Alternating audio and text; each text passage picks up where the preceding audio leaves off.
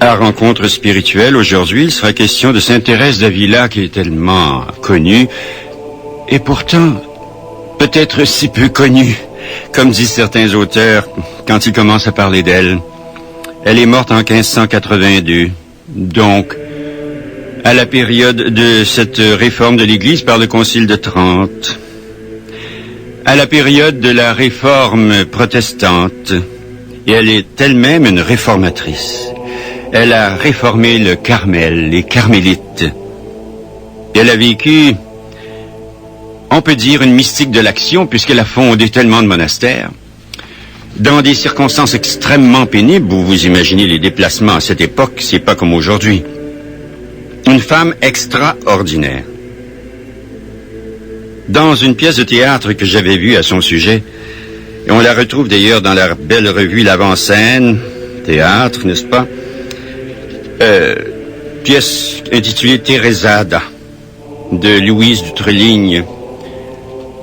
Il est dit à un moment donné, dans une réplique, « Qui sommes-nous pour nous préoccuper de nous-mêmes?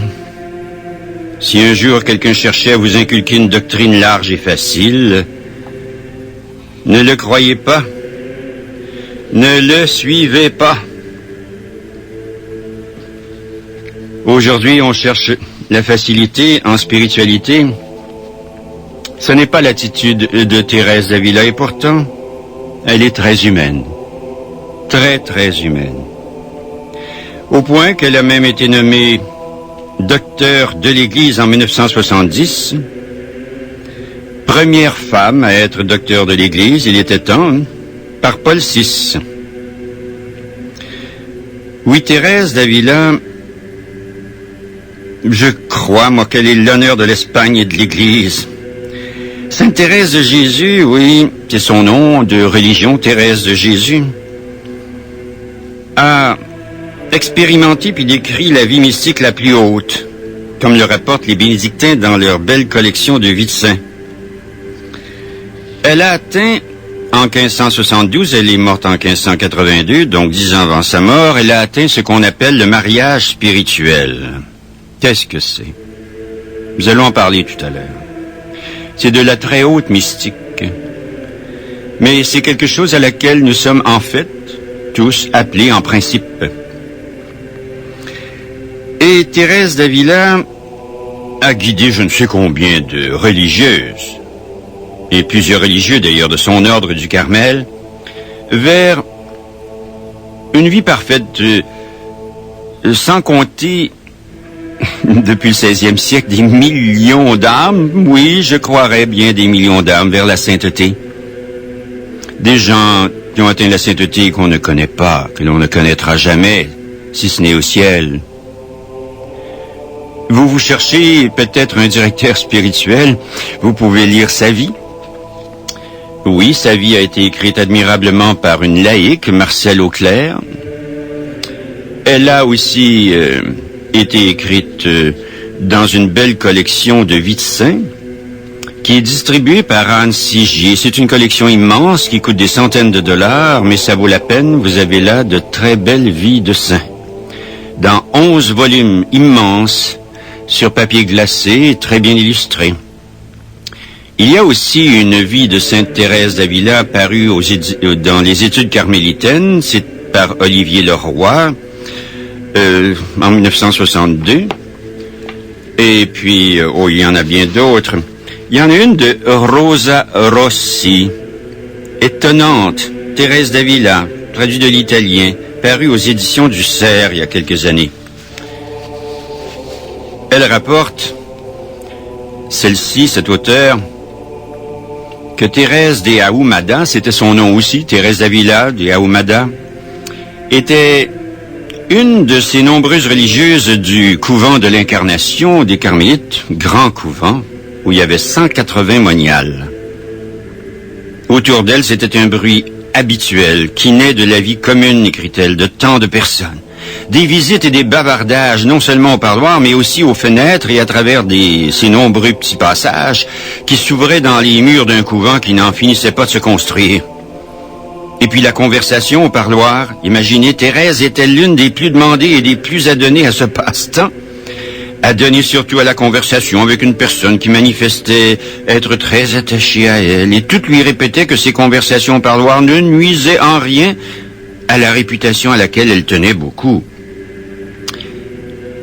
On raconte que c'était une femme très attirante, le corps un peu massif, mais bien fait. Un teint clair, le visage régulier. Des yeux que le sourire illuminait. Elle avait un de ces visages qui resplendissent dans un éclat de rire. Oui, elle éclatait de rire. Elle était toujours très soignée de sa personne. À l'Incarnation, donc à ce grand cloître de l'Incarnation à Avila, il en était qui se souvenaient encore de la splendide robe orange avec galons de velours noir, un jour que, encore fillette, elle était venue en visite, ou de la passion qu'elle avait pour les parfums. On disait d'elle que même une guenille lui allait bien, et Thérèse admettait qu'elle plaisait, ou qu'elle allât. Elle avait du charme, et elle aimait le montrer, quand elle était jeune. Mais elle était devenue une religieuse vraiment comme les autres. Loin étaient les temps des lectures passionnées de toutes sortes de romans. Les temps quand, toute jeune, elle avait expérimenté l'amitié avec Dieu, les joies de l'expérience intérieure et le réconfort de l'oraison aussi, en lisant des vies de saints. C'est une personne très exceptionnelle que cette Thérèse d'Avila. Exceptionnelle en tout point. On peut se demander comment il se fait qu'elle soit devenue une si grande sainte quand on lit certains des éléments de sa jeunesse. Elle a écrit sa vie, elle nous a laissé son autobiographie, elle parle de sa vie à elle et aussi de sa vie avec Dieu. Or, Thérèse a divisé sa vie en deux parties, sa vie à elle, puis la vie de Dieu en elle. On va commencer par sa vie en elle. Elle est née le 28 mars 1515 au sud de la vieille Castille, en Espagne évidemment, à Avila. On appelle ça, cette région-là, une terre de rocs et de saints. Les murailles crénelées là, de la ville d'Avila nous rappellent un peu, dans un sens, la croisade et puis la chevalerie, mais c'est pas nécessaire de décrire le paysage, c'est pas ça qui nous intéresse. Chez elle, chez Sainte Thérèse d'Avila, toute sa beauté, en fait, est intérieure, et c'est ça qui nous intéresse. Il suffit de dire qu'elle est née dans une Espagne à son apogée. Et, à preuve, son parrain était frère du premier vice-roi du Pérou, parce que les Espagnols, évidemment, colonisaient l'Amérique à ce moment-là. Mais, l'Amérique du Sud surtout, évidemment. Mais, l'Église, en Europe, passait par une crise. Évidemment, il y avait le déchirement dont Thérèse a ressenti intérieurement l'angoisse qui était occasionnée par les luthériens. Si l'on désire faire un tour d'horizon, il suffit de lire, si on veut, un très beau livre que j'ai lu il y a bien longtemps de Fernand Braudel, La Méditerranée et le monde méditerranéen à l'époque de Philippe II. C'est paru il y a 50 ans, mais ça demeure très intéressant. Bon, le père de Thérèse s'appelle Don Alphonse Sanchez de Cepeda. Donc le nom de son père, c'est de Cepeda, mais elle portait le nom de sa mère, de Ahumada. Étrange. C'était un bonhomme un peu casanier. Il vivait parmi ses livres, des livres sévères, des livres de religion, ascétiques. Il s'est marié 2 fois. Sa première femme lui a donné 2 fils et une fille, puis la seconde, née en 1495, la fameuse Doña Beatrix d'Avila de Ahumada, lui a enfanté 7 fils, plus notre Thérèse, et plus une autre fille.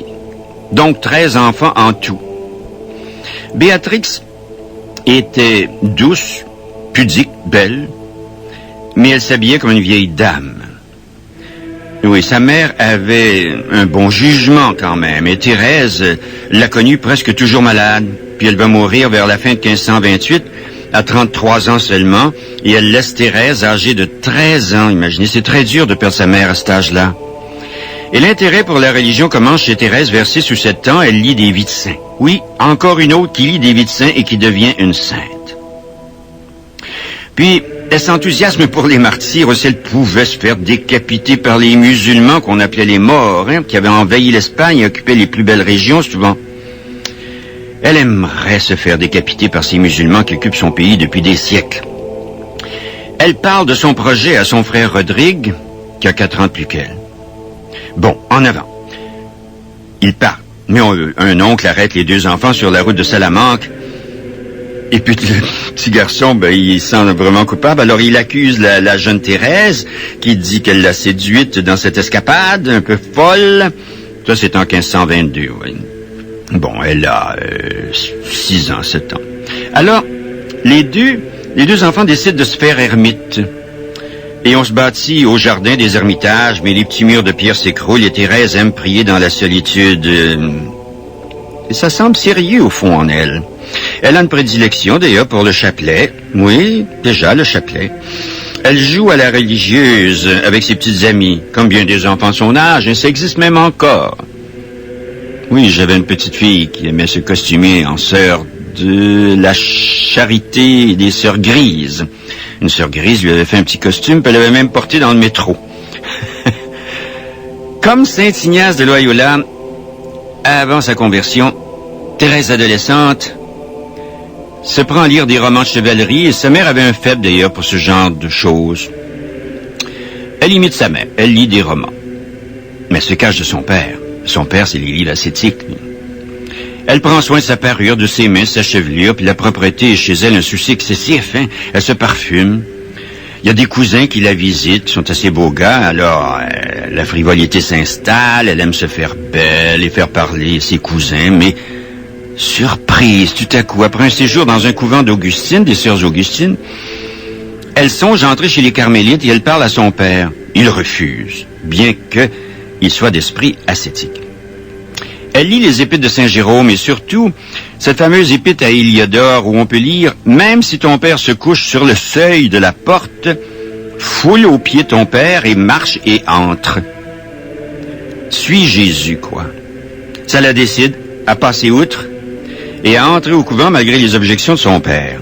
Elle se présente donc au couvent de l'Incarnation, qui est situé un peu en dehors de la villa, dans un petit vallon pierreux, là, dénudé. Il y a là quelques 180 religieuses, comme je vous ai dit tout à l'heure, puis elle échange le 2 novembre, elle a 20 ans, là, une belle robe, une autre robe orangée encore, et pour le costume des carmélites mitigés, des carmélites, comme je vous les ai décrits tout à l'heure, qui vont au parloir, qui papotent et perdent beaucoup de temps. Puis elle va passer 27 ans dans ces murs, insouciante parfois, souvent travaillée par la grâce et le désir d'une plus haute perfection, jusqu'au moment où Dieu triomphe enfin dans son âme. Et elle quitte donc cette maison presque confortable pour affronter quoi? Les difficultés des fondations, et c'est pas facile, je vous l'ai dit tout à l'heure. Et là se forme cette femme extraordinaire et admirable, qui réunit en elle, oui, le charme puis l'autorité, le charme d'une âme mystique qui aime à exprimer en acte son amour. Elle a l'autorité quoi, d'une intelligence qui est réaliste, une intelligence qui est positive, c'est avec ça qu'on fait les plus grands saints, qui connaît les cœurs et sait s'en servir pour renouveler ce Carmel décadent. Alors le grand monastère de l'Incarnation à Avila, je vous l'ai dit, n'était pas parfait. Elle le dit elle-même, d'ailleurs. Elle s'y est développée, Thérèse Avila, tant bien que mal. Comme dans n'importe quelle communauté dépourvue d'élan spirituel véritable, ça existe malheureusement. Novice, elle regimbe contre les reproches immérités. Elle a du caractère. Elle cherche d'ailleurs à être estimée, ce qui n'est pas le bon chemin pour la sainteté. Pendant une vingtaine d'années, elle n'a pas trouvé un confesseur qui puisse la comprendre. Pendant 20 ans. C'est long. Un oncle, heureusement, probablement le frère de son père, lui a procuré la 3e partie de l'abécédaire spirituel du franciscain François de Osuna sur l'oraison de recueillement. L'oraison de recueillement. Elle lit ça l'aide beaucoup. Elle évite les fautes graves, mais elle se soucie pas tellement des fautes vénielles. Et parfois, le Seigneur lui accorde le temps d'un « Je vous salue Marie », l'oraison de quiétude, ou même celle d'union. Ce sont de beaux moments, mais elle en reste là. Pendant quelques 18 ans, elle a connu surtout les sécheresses, une sorte de lassitude, d'ennui. Qui ne connaît pas ça, hein? Elle considère Jésus présent en elle. D'accord, mais elle ne sait pas parler simplement à Jésus. Elle ne sait pas se servir un tant soit peu de son imagination que Dieu nous a donnée. Une imagination qui est centrée sur Jésus, évidemment pas une imagination qui folâtre. Il lui faut un livre pour amorcer au moins son oraison. Ce n'est pas mauvais, mais il lui faut ça, c'est normal, c'est le début. En 1537, elle tombe gravement malade alors qu'elle est en dehors du monastère, parce que dans ce temps-là, les carmélites n'avaient pas de clôture stricte. Puis elles admettaient des sorties pour raisons de santé, toutes sortes de choses. Curieux, hein? Un peu comme des sœurs ordinaires. Minée par la fièvre, Thérèse d'Avila sent que son cœur et ses nerfs sont brisés, et les médecins parlent de phtisie. Et vers ce temps-là, Dieu s'arrange pour lui faire lire les morales, ou les morales, si vous voulez, de Saint Grégoire sur Job. Job est au cœur de la formation de bien des saints. Le livre de Job dans la Bible, ça vous connaissez ça. Ça lui est un bon tonique, ça. Elle sent d'ailleurs que la mort approche. Elle reçoit donc l'extrême-onction. Elle vit torturée jusque vers Pâques 1538. Mais elle se fait transporter à son monastère de l'Incarnation, là.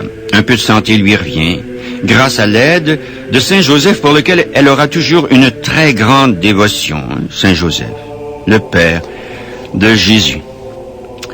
Elle abandonne alors sa fidélité à l'oraison et elle se met à recevoir des visites. Et vers 1539, elle voit des yeux de larmes le mécontentement de notre Seigneur au cours d'un de ses entretiens inutiles au parloir, ou du blablabla, là. Notre Seigneur lui fait un regard de mécontentement. Puis comme elle était en compagnie du même visiteur, voici venir une espèce de crapaud étrange, c'est dans son imagination évidemment, énorme, d'une rapidité surprenante, dans un lieu où il n'y en a jamais eu. Et puis d'autres personnes pourtant aperçoivent aussi ce crapaud. On dit, mais elle est folle. Non! C'est des éléments étranges et des façons de cheminer chez une personne à laquelle survient toutes sortes de choses. Chose curieuse d'ailleurs, dans le même temps qu'elle abandonne plus ou moins son oraison, elle pousse son père puis d'autres personnes à pratiquer cette façon de vivre avec Dieu.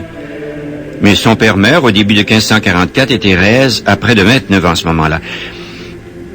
Elle se remet alors à son oraison, c'est-à-dire la prière silencieuse en présence de Dieu, sans abandonner les plaisirs inutiles puis le blablabla.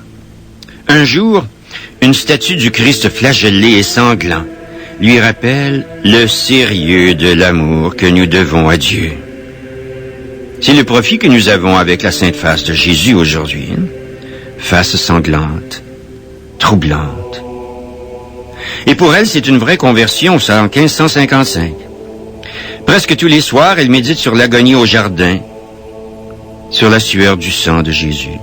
Et les confessions de Saint-Augustin lui sont alors un stimulant, puis une consolation, puis elle se transforme, et elle laisse Dieu la transformer.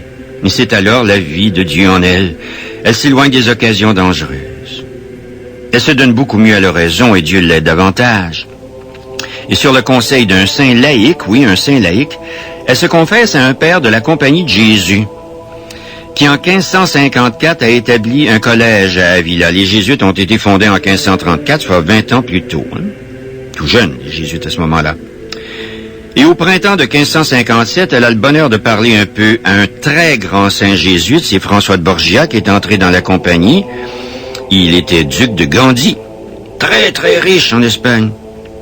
Il lui conseille de commencer son oraison sur un point de la Passion. Un moment de la Passion de Jésus. Puis si Dieu s'empare de son esprit, de le lui abandonner sans résistance, s'abandonner. En août 1558, elle voit le grand ascète franciscain Saint-Pierre d'Alcantara.